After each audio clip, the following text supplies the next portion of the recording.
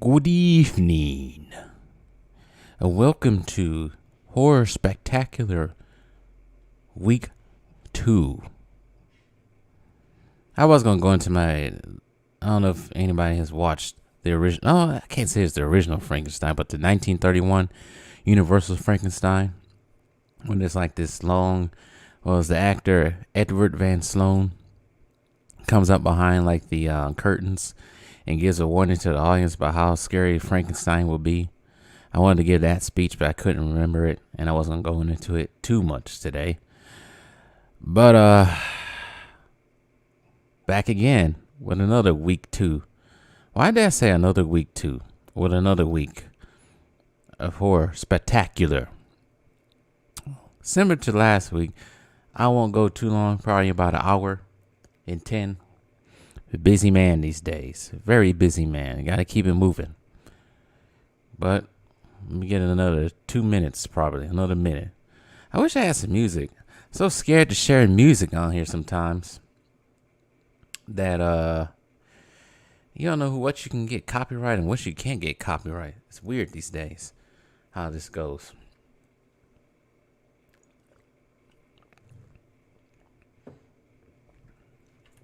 Very weird.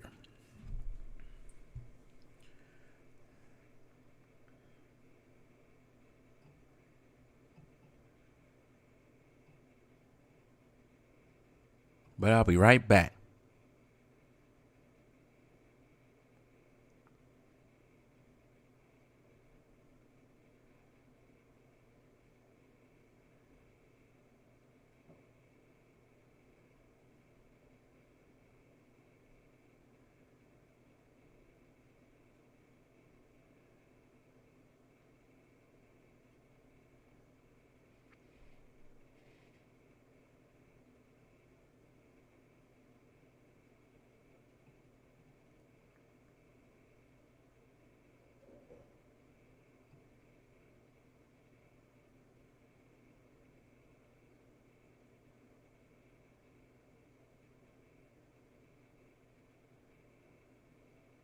All right, I'm back. Let's get into this thing.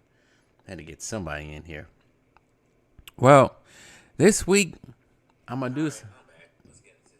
Oops, you hear the playback and everything. Well, this week gonna be a little bit different. Not gonna do too much about the films and movies, but we're gonna do something a little bit different this week. Okay. So over the weekend, I saw 2 movies. Probably can guess one of them. I'm just gonna say right now. So, No Time to Die, and if you didn't see my review on that, go check that out after this is over. And then I saw another film which I really didn't know was coming out, but it came out. And then you got the occasional Creepshow. Now, Creepshow, season 3, episode 3, it's a little bit better than the previous episodes. Now, I for one wasn't the biggest fan of that last 2, but this one was a little bit different. This one, they got a little bit more creative. But I also still think it didn't hit as much as the previous one show. Go back to what I wanted. As the previous show, well, previous seasons has been. Now, the first segment in the newest episode of Creepshow, only on Shudder, deals with I think it's like an old ancient painting from Japan. I think it's like these people who have it. And so it's this rich billionaire guy and his artistic, no, he's not art. Well, she's our artist. Yeah, his artist girlfriend. They want this ancient painting, which has like a demon, I think, on it or something like that. They want it, right? He ends up taking it, whatever, being a douchebag, doing whatever. So he has his little weird parties and everything, and holds a whole ceremony in, I think, is either in his apartment, because his apartment's a nice apartment, he's a billionaire. His apartment is an art gallery, and he ends up burning it. He ends up burning this piece of art. It was shocking to everybody. And this guy's just a complete asshole. He's a billionaire. Complete asshole. So, with that being said, his girlfriend kind of gets on him about it, but it's whatever. Everybody knows he's a freaking asshole, ass white, whatever you want to call him. So, skip over here a little bit right quick. So I guess the painting is now that he burnt this painting, the painting is kind of haunting him. He sees a demon. He thinks he sees a demon. It kind of reminds me of the previous episode. But he thinks he sees a demon in his house. And he gets kind of creeped out, tells his girlfriend. He starts creeping out his girlfriend.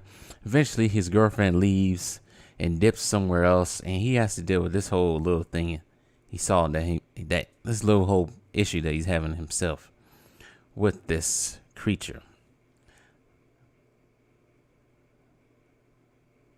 So, actually, to correct myself, it's a gruesome painting of ghouls and monsters, not of this just demon. So, and I guess it was hidden in the basement of a monastery at the base of Mount Fuji, and somehow it's gotten to America. So the reason why he burnt it, just to make sure I'm correct with it. So he removes the painting from his crate for the first time, revealing that it depicts a demon-like creature. After describing what it looks like through vague terms, which I just basically did, he burns the painting.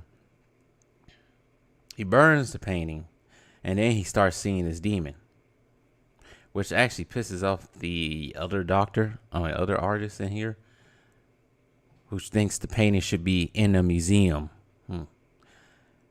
So now, flash forward, he starts seeing this demon walking around his house and everything, and it gets on his girlfriend's nerves. So the guy decides to be proactive, not be such a wimp, and ends up killing this demon after running all across town trying to escape it and everything. He ends up killing this demon. Find out that this demon is basically what's it called again? I can't think of the word.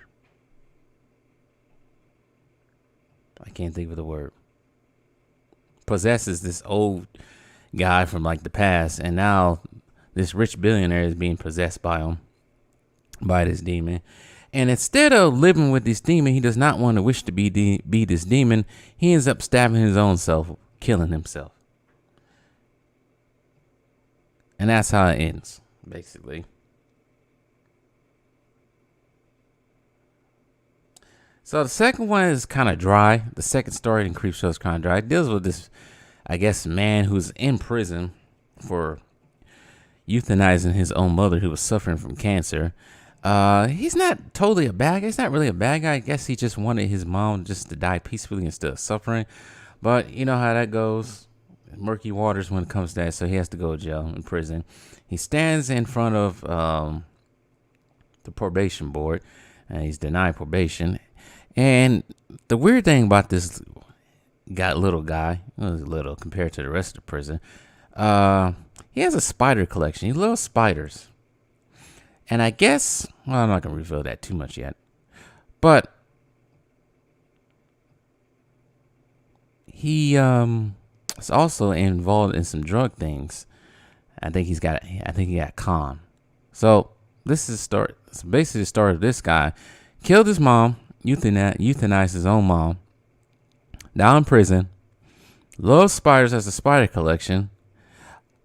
Has to push weight in prison, or he's going to get beat up in prison by a bunch of bigger prisoners.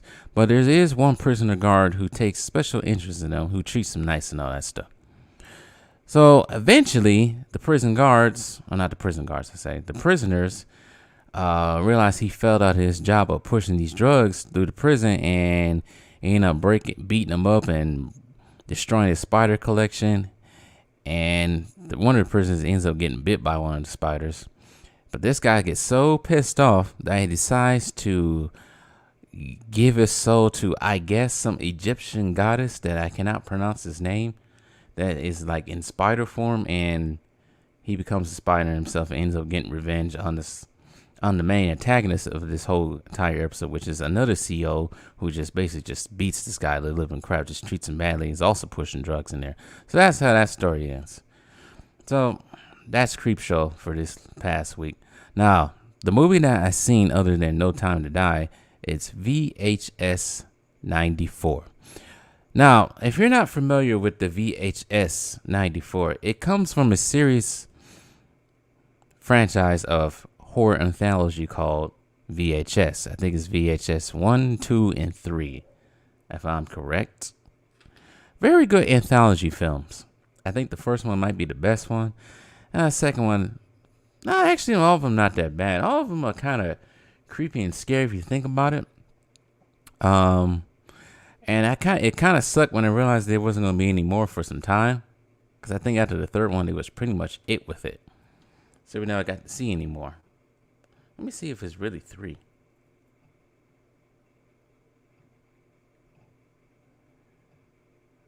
Let's see here.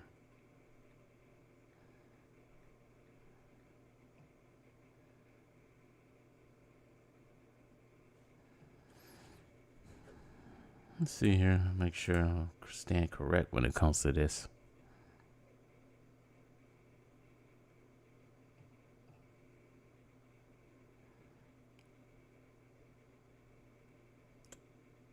So, when it comes to this VHS franchise horror anthology, there's VHS 1, VHS 2, VHS Vira, which is pretty much the third one. Now VHS 94 and a spinoff called Siren, which is a ministries on Snapchat, Snap Originals platform. Snapchat has movies now? Let me see if Snapchat has films now. That's weird. You can watch movies on Snapchat?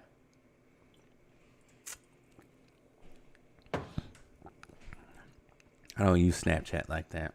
It's for the kids. It's not for me. Premium accounts and porn.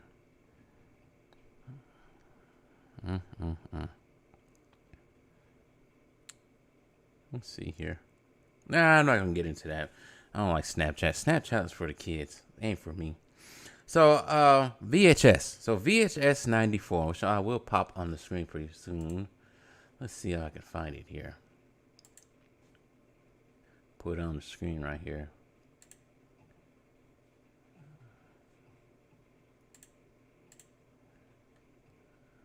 Why it wouldn't pop up now? Now it doesn't want to pop up. Let's see here.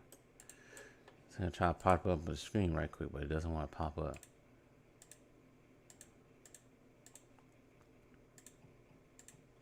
I don't get this thing sometimes. I really don't. I really don't.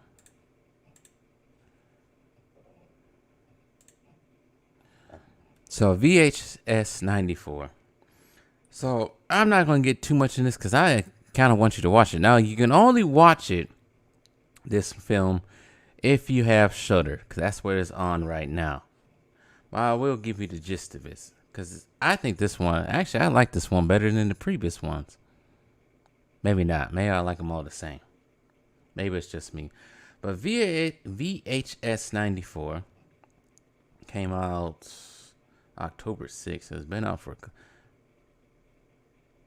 Yeah, so it's been out for a couple of days. It's been out for a week now. So the wraparound, because when it comes to these anthology films, there's always a wraparound. Now, the wraparound is dealing with a series of cassettes that are found by the SWAT team. This one SWAT team, I don't know if this is in LA or not, because all of them been in LA. Well, I think some of them have been in LA. But the segments are presented as a series of cassettes by SWAT team members and a framed narrative. And they're trying to like advance around like a abandoned warehouse containing remnants of a cult who killed themselves, of course. That's how cults are. Turn that off, sheesh. So, it's kind of creepy. So the first story deals with like a mole people in the sewers type thing. That kind of thing, which is called Storm Drain. That's the first story in this one. That one was all right. It seemed kind of basic, but also a little bit creepy towards the end. The Empty Wake, which is the next anthology story in this whole wraparound. Now, The Empty Wake, let me give a little synopsis of that one. So this is chick at a funeral home. I guess she's assigned to host a wake by herself for a random man named Andrew Edwards. And her boss and his assistant leave the building for a night. Who has wakes at night? Ain't that sort of a day thing? I don't know about the whole funeral business out there, but isn't that kind of a day thing of sorts? I don't know.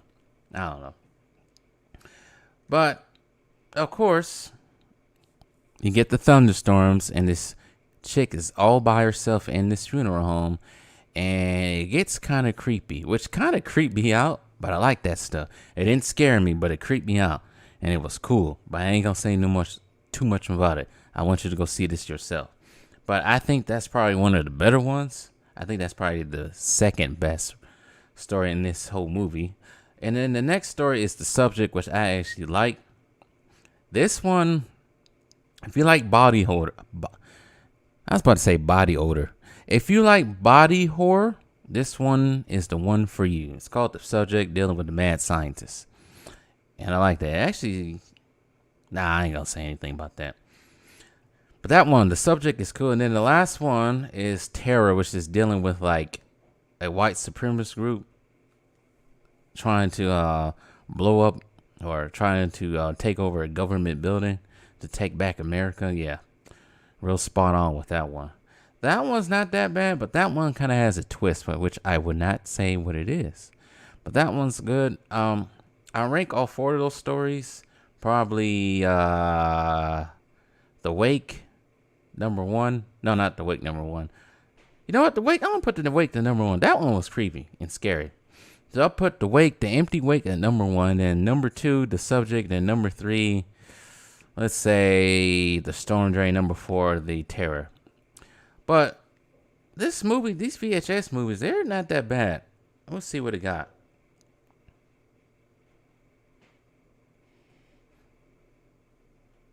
Let's see what I got here. Marketing, I barely heard anything. I didn't think they start marketing to this thing until June. I didn't hear anything about it till like October 4th, 2 days before it came out. Reception, 95% on Rotten Tomatoes. But we don't trust Rotten Tomatoes around here because they like to mix up the numbers. 95% based on 43 reviews with an average rating of 6.8. Most of the people said this movie gets the franchise back on track with a gory buffet of shorts that should delight any horror anthology fan. Critics praised the film for being gritty, aesthetic, creature, and makeup, embraced the 90s video culture. So, yeah, this does take place in 94, so you're going to get a lot of 90s type of stuff. That's another thing I wanted to say. Not too long ago, they was trying to do everything from the 80s. Now it's going to be 90s pretty soon. They're going to try and do everything from the 90s. Remember the 90s? Yeah, I remember the 90s. I lived through them. All 10 years of it. And I miss it.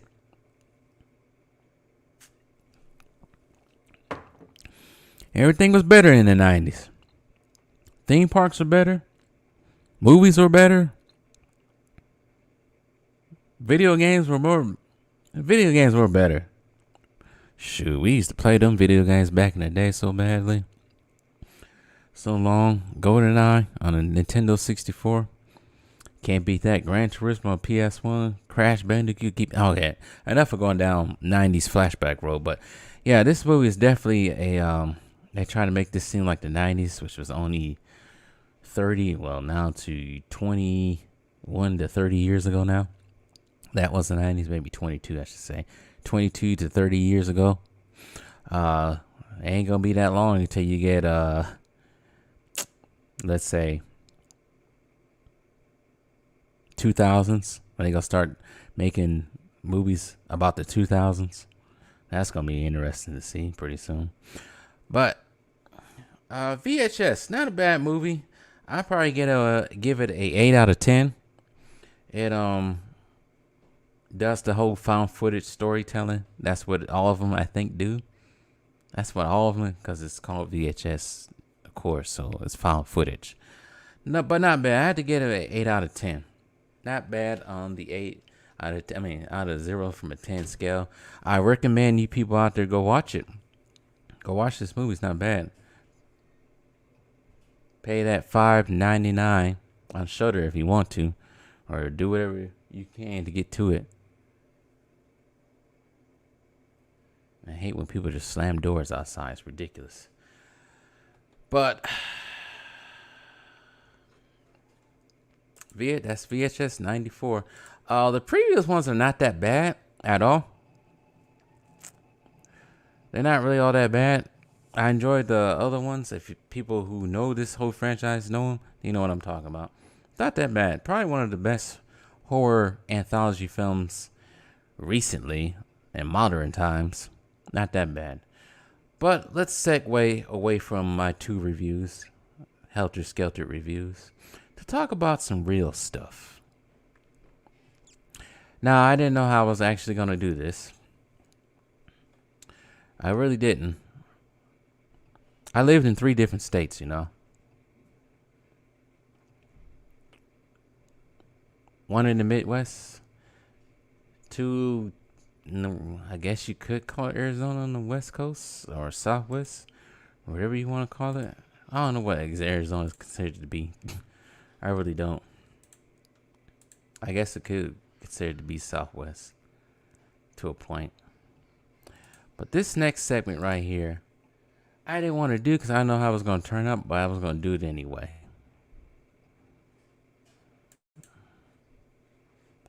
Let me pop it up on the screen real quick.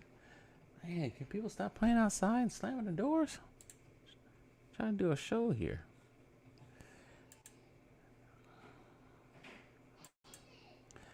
Scary locations in Arizona right now.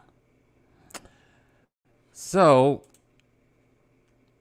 like every 50 state, now I got their scary places, their scary haunted places. This list is actually made April 12th, 2017, so things can change. This ain't going to be the only list I read. But top most haunted places in Arizona. I don't know if I've been to these yet. I don't know if I've been around them.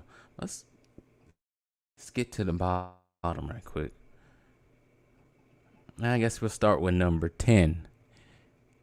Canyon de Chile, Chinel, Arizona. I do not know where that's at. The Canyon de Chile, I don't know if I'm even saying that right, National Monument was established in 1931 as a unit of the National Park Service. It is located in northeastern Arizona with the boundaries of the Navajo Nation. The monument reflects on one of the largest continuous inhabited landscapes in all North America and preserves the ruins of indigenous tribes that live in the area, including the ancient Pueblo peoples who are known as the Anazi. I'll never know if I'm ever pronouncing that right. And the Navajo, covering 83,000 acres. The monument has 3 major canyons, one of them being Chile de Muerto, the monument, and the other 2, I hacked that word up. Some visit the monument to claim they can still hear the sounds of distress and warfare throughout the area, especially in the Massacre Cave, a remnant of the real Navajo slaughter that took place there. Can't say I've been there. It says, where is it located at? Northeastern Arizona. So that's northeast of here, of course. Yeah, I never been in that corner. Number 9. Oliver House, Bisbee, Arizona. Can't say that I've been there at all. Let's see here.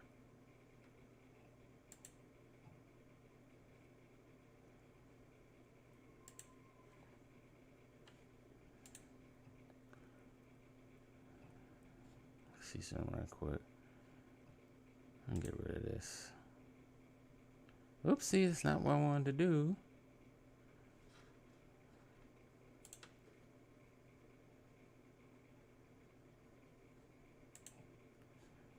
Let's see here. Go back to share. I don't know why I clicked myself out of there like that. Like a dummy. Share. All right, that's better. All right, the Oliver House Bed and Breakfast in Bisbee is where people go to get away from it all. There are no televisions or line phones in rooms. Damn. Guess you have to use your cell phone. No televisions. No television. Oh, that's boring. I guess you got your phone. Line phones in the room, giving guests a true way to unplug during their stay. The Bed and Breakfast has been featured on the Travel Channel's Ghost Adventures, which I used to watch. And can't watch because Travel Channel went to that Discovery Plus goofness now. So it's hard to watch. You gotta watch it with the fee. And they have their guests write down the haunted experiences in the guest diary book. For those interested in the paranormal of the Oliver House, they are offered 4 weeks out of the year dedicated to hunting activity. Witnesses have reported eerie noises, doors, windows that close on their own, and the feeling of being watched by something unseen. Stories say the place may have a violent history with over 20 deaths taking place there. I'm getting tired of these damn spiders crawling around my freaking screen. They're not real. One of the famous murders involved the wife of a local policeman who was having an affair with a mining employee, and her husband found out about their liaison. Bisbee, Arizona. I don't even know where Bisbee, Arizona is at. I'm not going to reveal where I live at in Arizona. Just say I live in the most populated area in Arizona. And civilization. Bisbee, Arizona. Where the frig is that at? Let's see. Bisbee, Arizona is on the border of... It's almost on the border of Arizona and Mexico. South of Tucson. So it's far away from here. Can't say I've been over there too much. Alright, let's go to number 8. Number 8, the Yuma Territorial Prison, Yuma, Arizona. The former prison was first opened in 1876 and now operates as a historical museum by Arizona State Parks. As one of the Yuma Crossing Associated Sites on the National Register of Historic Places in Yuma Crossing National Heritage Area, and is said to be pretty haunted. What's haunted? Just this right here. No document executions took place at the prison, but over 3,000 prisoners resided there. The solitary confinement cells, also known as the dark cells, are well known by paranormal activity, and it's said that one of the ghosts likes to pinch the visitors that are wearing red. So, no, I'm not going to make that comment here. Women, don't wear red. Don't wear red at this prison, or you might get pinched by a ghost.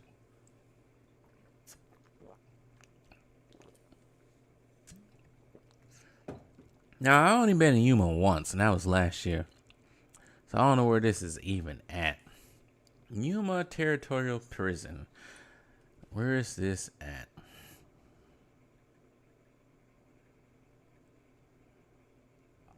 $164 miles from where I'm at. Let's see here. Oh, I actually drove past this. I know. Oh, I did drive past this when I went through Yuma last year. It says haunted. All right, number 7. Shoot. I'm going to do something here. Let's see here. Oh, yeah. For anybody watching this on the replay, like, share, subscribe. Make sure you do that. And hit that like button. Try and get them likes up, too. These live streams are difficult sometimes to deal with. The Vulture Gold Mining... Oh, the Vulture Gold Mine, Wickenburg, Arizona. I know where that's at. It's on the way out of here. If you're going towards California. Dating back to 1863, the Vulture Mine was a gold mine and settlement in Maricopa County where it began mining. It was the most productive gold mine in Arizona. According to Wikipedia, the mine produced 340,000 ounces of gold and over 200 ounces of silver. The mine attracted more than 5,000 people to the area, and is credited for founding the town of Wickenburg, which is known as Vulture City, where it served the mine. It closed down in 1942 and had a reputation for being haunted. Reports include rocks being thrown. Damn. You got a boulder thrown at you by a ghost. That's a bad day. Disembodied footsteps, ghost sightings, of course. The cast of the travel channel's Ghost Adventures also attested to the place being a hotspot for paranormal activity. I have not seen that episode of Ghost Adventures when we went there. I'm reminded of note to self: don't go to this place. I don't want to get rocks thrown at me by a ghost. Get knocked in the head, get killed by a ghost throwing rocks at your head. Next up, closer to me, the Opium Theater, downtown Phoenix, Arizona. Now, I really don't go downtown that much because it's not that far away from me, but I only go downtown for a few things, and that's it. Either go to a Suns game or hit the TU every once in a while. When I mean TU, I mean turn up. I heard about this place a lot. It's been notable for being haunted. The Phoenix Opium Theater, actually I drove places not too long ago actually. The Phoenix Opium Theater first opened in 1929. It seats 1,364 people. The building was originally used for vaudeville acts as part of the nationwide opium circuit. It was added to the U.S. National Register of Historic Places in September of 1985 and had a few different names. It was purchased by Paramount Pictures in the 1940s and named the Paramount in the 1960s. Netherlands purchased it and renamed it Palace West. The theater was leased to a local Mexican family, the Coronas. Damn, spot on with that one. Throughout the late 1970s and early 80s, the Hispanic events and movies were present there. In the year of the first Terminator, 1984, a few years after the theater fell into disrepair, it was purchased by the city of Phoenix and a 12-year restoration started.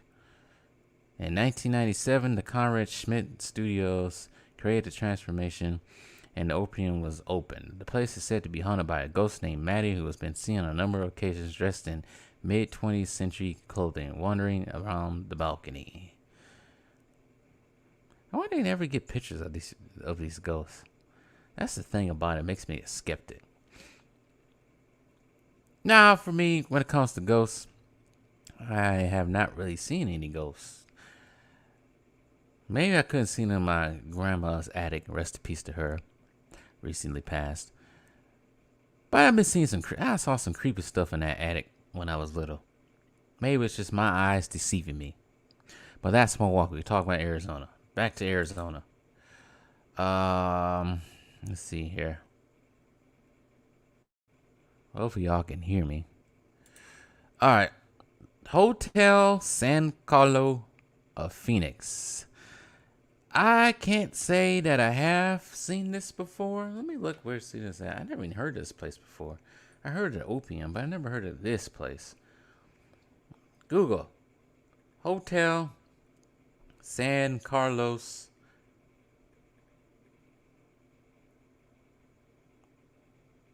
No, not Yuma. That's not it.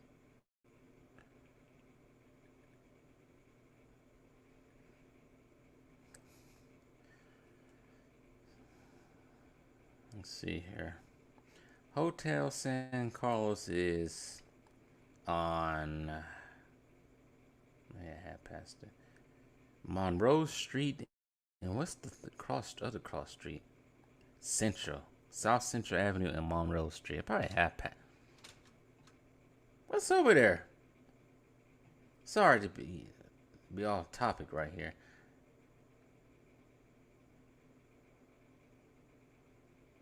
Let's see something right quick.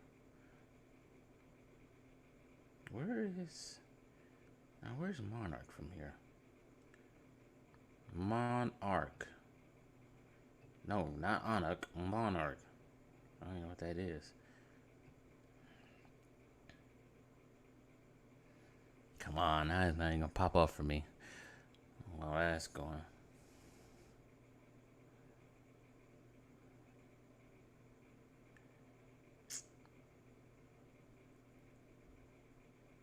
Where is it at?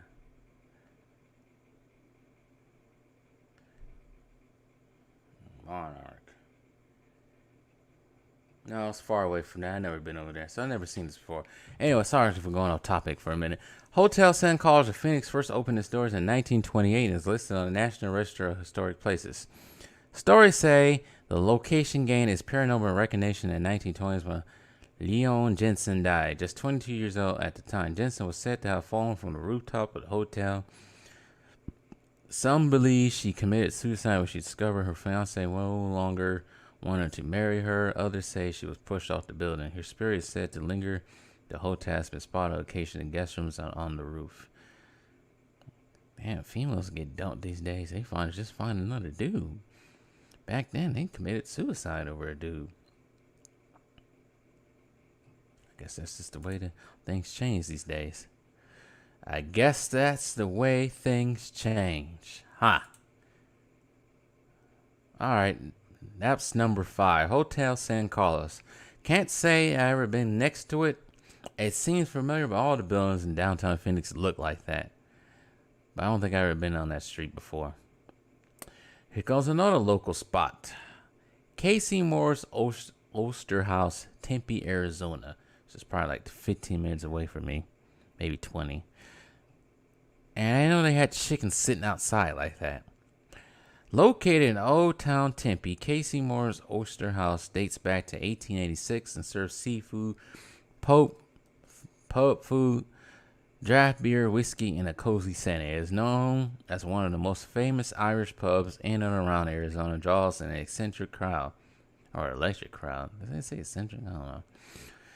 In addition to delicious food beverages, the place is also said to have some ghosts.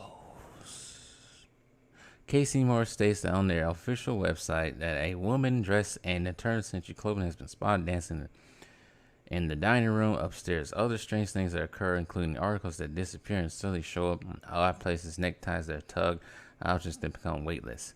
Now, I've actually heard about this place being a problem when it comes to haunted. I think my sister told me about this place, that this place is actually haunted. I think a lot of people say it. Now, Tempe, where I think this is located, is pretty much located not far from ASU. Probably down the street from ASU. I mean, look up to be exact. Old Town Tempe right quick. I didn't know it had an Old Town Tempe. New to me. Let's see here.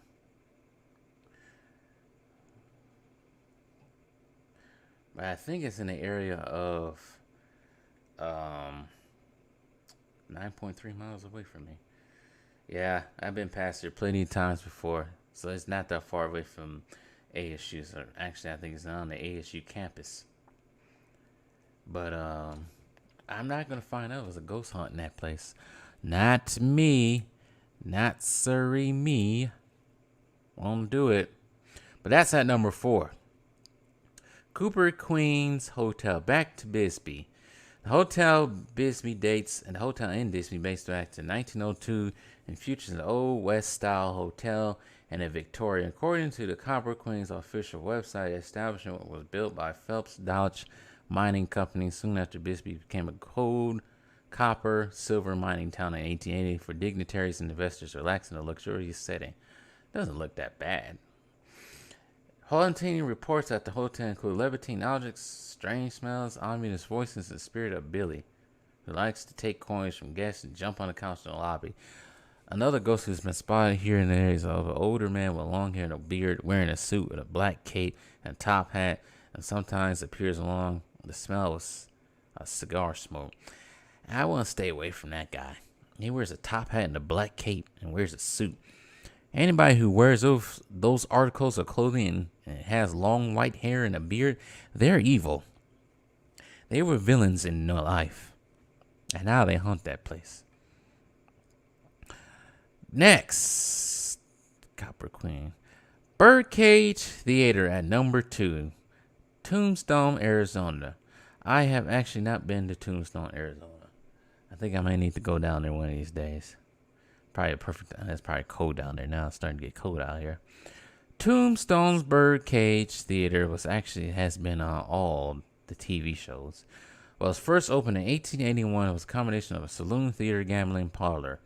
One of the first acts at the Birdcage was Mademoiselle de Granville, also known as the famous Hercules and the woman with the iron jaw. She performed feats of strength, specialized in pick up heavy objects with her teeth. Other acts include the Irish comic duo Burns and Trayers. comic singer Irene Baker, Carrie Delmar, and a serious opera singer and a comedian Nolan Forrest. I think that's what his name is. Cuts it off for some reason. What is this place known for when it comes to haunting? The theater was a hotspot for miners. It was called the Wild Wicked Night Spot between Basin Street and the Barbary Coast by New York Times.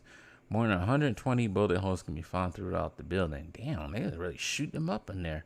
In 1882, the Birdcage shut down, was reopened in 1934 after it was purchased by new owners.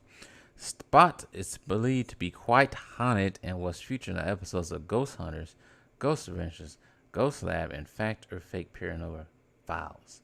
I remember the episode of Ghost Adventures. I think they went there twice. Okay, it's spooky. But never been there. Gotta go to Tombstone. And at number 1, that was my drum roll, the Jerome Grand Hotel in Jerome, Arizona, which I think is either north of here, I think. It might be. The Jerome Grand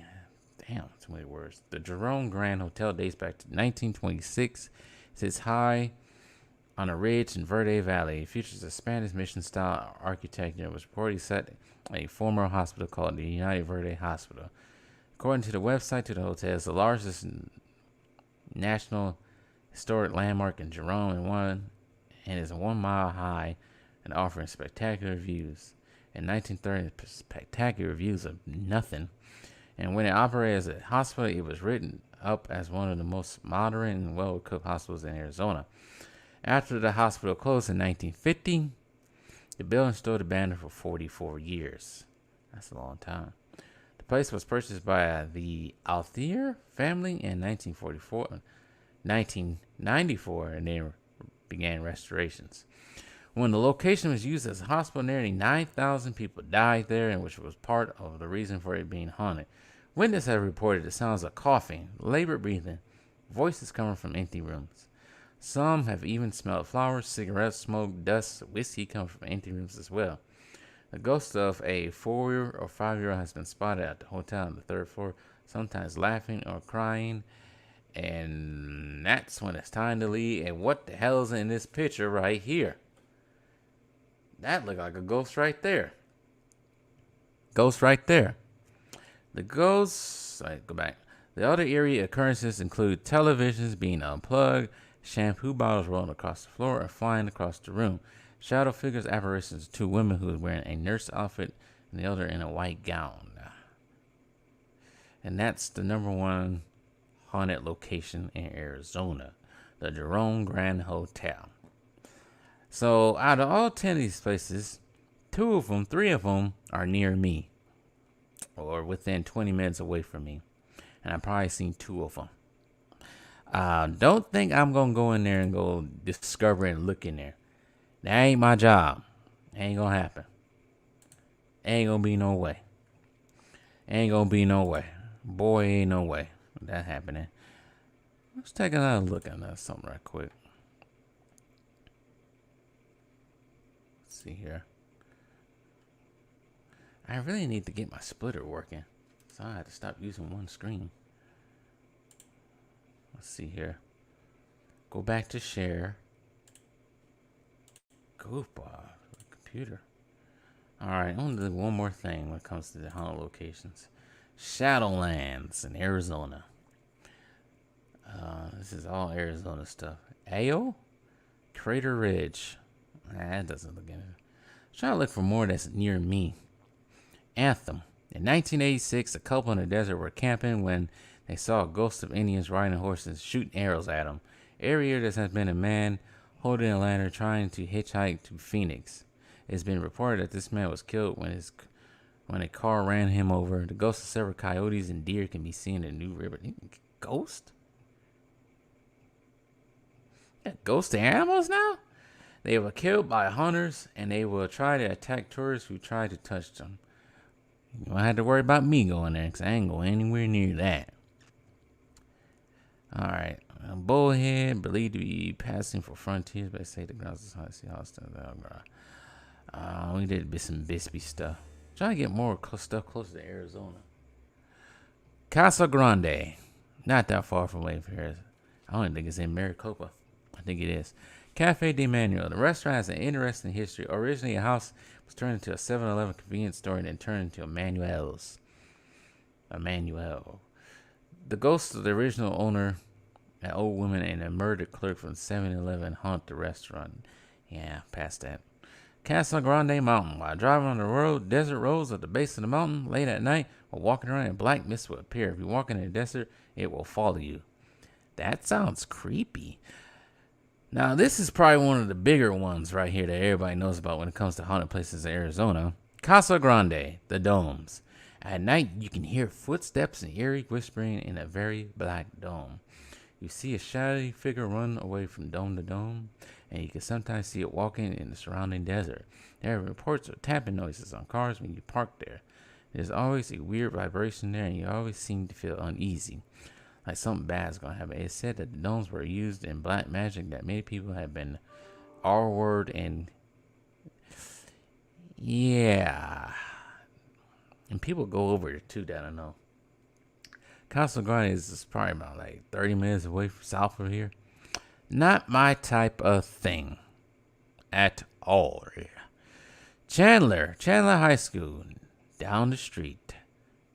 This is one of the oldest schools in Arizona, going back before Arizona became a state. It even has its own auditorium stadium too. Oh, I should say concert hall. It's quite nice. The oldest building still can stand is called the Old Main. I thought it said Old Man at first. A few of the custodians and teachers have been at the school for many years and long since retired. Tell sightings of voices. What the heck? Control your kids.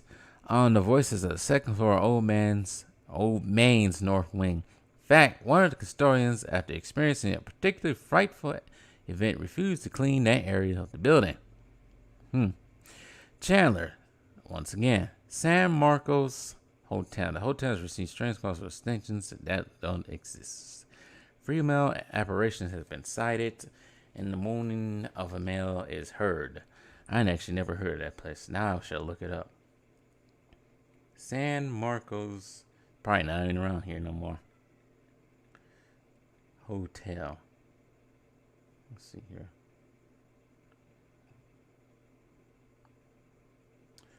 Oh.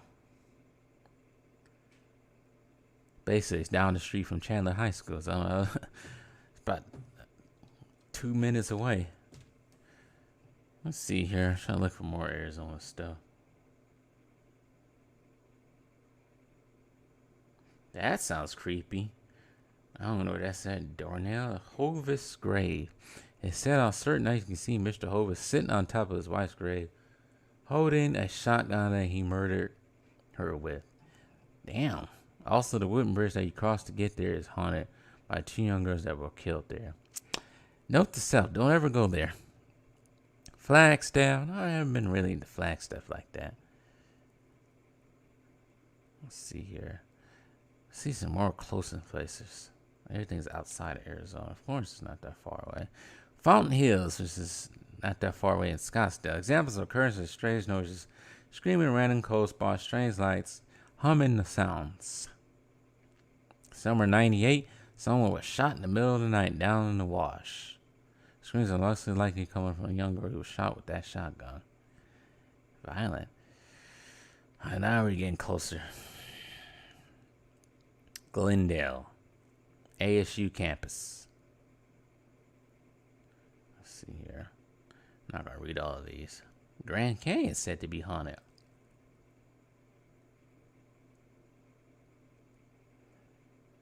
Let's see here. Mesa. Haunted places in Mesa. None of these I've been to.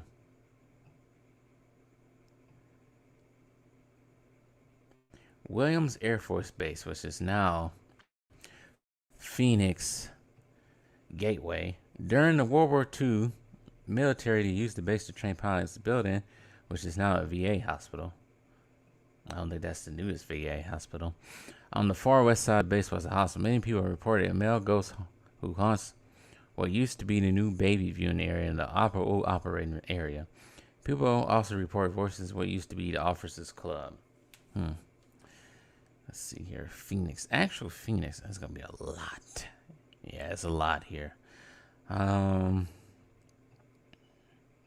to look for places I've been to.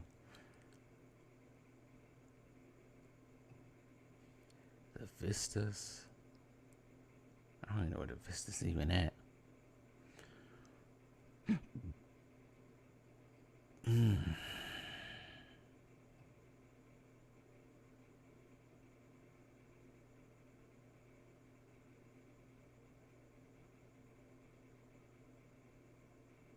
What the freak? Alright, let me read this one. Gala Reservation, the deep south of Levine. It's on near South Mountain. Going to the southwest of Levine, where Indians live, you see a street called the Boonies. If you go to that street, it starts to get cold. Then as you drive down the street for a while, you cross some bridges which lead you to some old buildings. There are reports of a being or a demon that resembles a centaur in this area. Heck no. I'm going down in that area. 55 and 55th and Northern. I don't really be in that area. That's too far away from me. That's the other side of town. Anything interesting here? Peoria. It's way on the other side of town. That's on the west side. Mesa. What's the last one here? Yuma. I did Yuma already. Let's see here. But there's one area that nobody's talked about on any of these two sites I've been on. It's called the Mountains or something like that. I forgot what it's called. Let me see. Look it up. It's near Apache Junction. I know that much.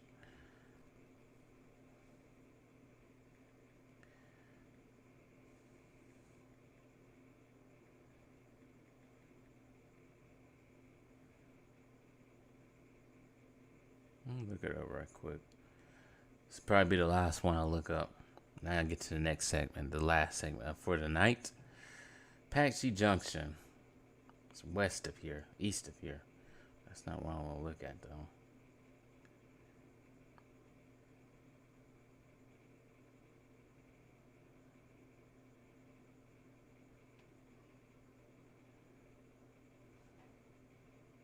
Alright, here it is. Superstition Mountains. Now, I heard the Superstition Mountains are quite creepy. I guess it's like a portal to hell over there. A portal to different dimensions. Some things you shouldn't be going over there to do. Some people don't come back and get lost in there. Oh, here it goes. I don't know why it says South Phoenix. Here it goes. Superstitious Mountains. The mountains are ranged reported to have paranormal activity throughout. Some examples are seeing strange lights, shadows. There are Indian burial grounds scattered throughout, as well as a hidden gold mine somewhere. So that's one of the reasons why people go up there. They think it's a hidden gold mine, and they get lost and all kinds of other weird stuff up there. Not interested. Thrills on store on what the Mountain Bell Avenue. But yeah, that's not even in South Phoenix. That's on the east side. Superstitious Mountains. That's pretty much it. I'm gonna wrap this segment up right quick. It's getting dry. So as much as I like a ghost story or learning about haunted locations, I also, when it comes to film, mainly film, when it comes to horror films, I think my favorite genre or subgenre of horror films is the slasher. You can't go wrong with a nice slasher at all. You really can't. Now I picked for the last segment, I picked probably 6 to 7 maybe. One of my favorite 6 to 7 favorite slasher films. I think the slasher film is brilliant. One of the most brilliant ideas when it comes to horror, next to the monsters. Well, I think monsters came first. But slashers, they can be real. to a point. To a point. And I think what really put the slasher on the map has been Michael Myers in the Halloween series. Well, maybe not. He probably could have had Texas Chainsaw Massacre, but when it comes to just the slasher film with just one weapon, just going around killing random kids, it has to be Halloween. But I have a couple of my favorite slasher films. Now, there's been a lot of slasher films in the last probably 40 to 50 years. Some I haven't seen. Some I have seen that just didn't hit my fancy. But I got a couple. And I will discuss some of them right quick as I wrap this whole show up. One of them being... Yeah. Let's go to that.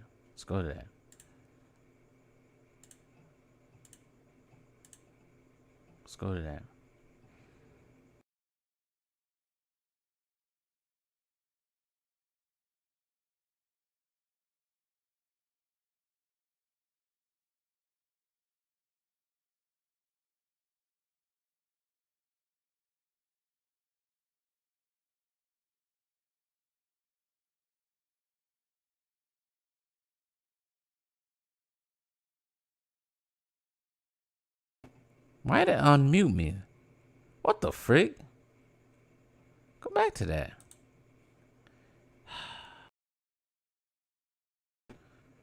I'm sitting here talking and I ain't even talking. Let's see here. Why is it doing that? I want Bond. Take that off. I gotta get sappy with this thing pretty soon. Let me pop it up here again. I thought I had it out here.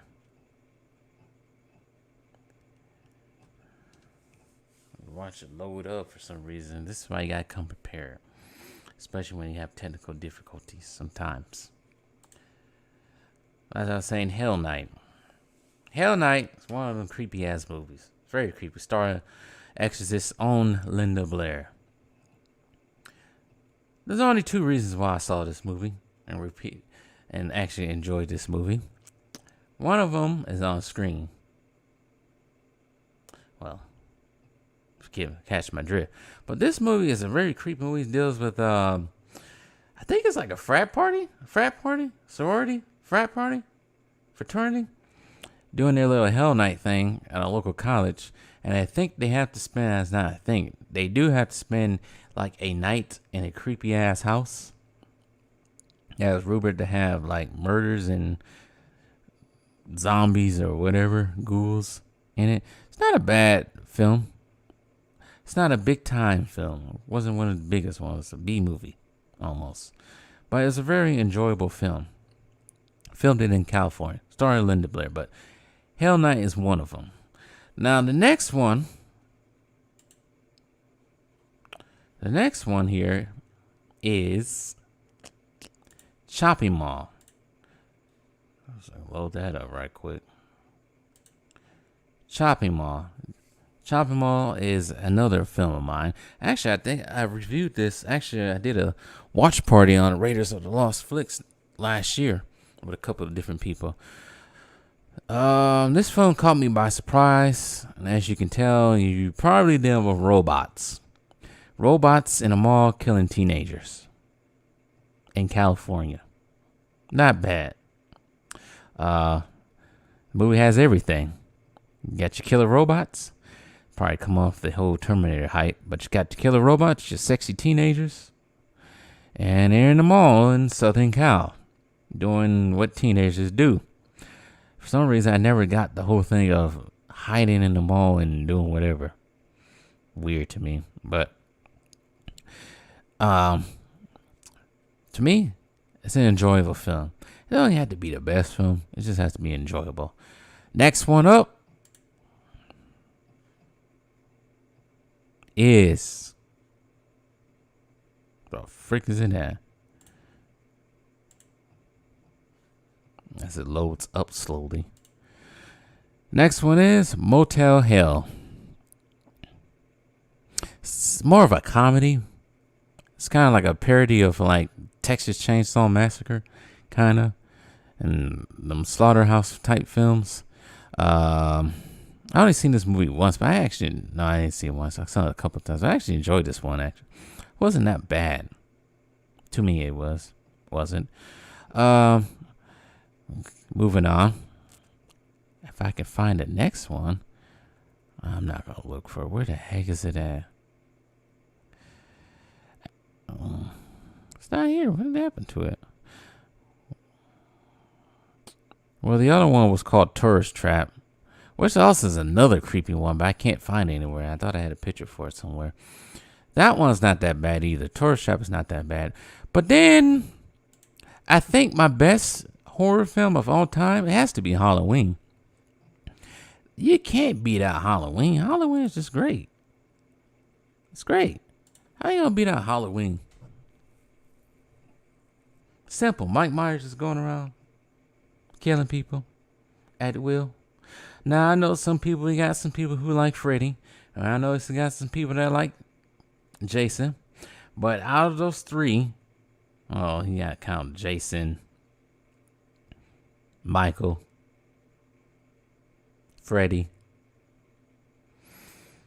I guess you can count Pennywise, Pinhead, Ghostface. But I think out of all of those, I enjoyed Michael the most. I ain't just saying that because the movie coming out this week. Just the creepiness. It's not even creepy. Just the suspense that some of the Halloween films do. It's brilliant. But then I do like Friday the 13th, the first one. I think after you get past the first one, maybe even the second one, you start getting a little bit crazy with them. It seems like they did that with every slasher film. They seem to do that with Nightmare on Elm Street, Friday the 13th, and Halloween. They get to a point they just get weird and stupid at the end. But another one is a favorite of mine, the Slumber Party Massacre. I think that's anybody who's seen that movie, that probably will become one of the instant classics to some. Not just because the antagonist is simple. He's just going around with, it's not even a chainsaw. It's like a drill bit, a large drill bit, just going around killing people, random people with that. Not even wearing a mask. He's not even scarred. Just a random psycho that escaped the prison is going around killing teenagers somewhere in California. The sequel is not as good. First one's a classic. Some people, I don't know if you want to count Hellraiser as a slasher film. I think it's more of the supernatural one. But Hellraiser is quite enjoyable, even though I just heard that they're coming out with a reboot. It just seems like they can't do anything else in Hollywood these days. Maybe that's just me. But I'm going to wrap this thing up. I have another place to go. I will probably release more solo single type videos. This week I have Dracula 1931 coming out.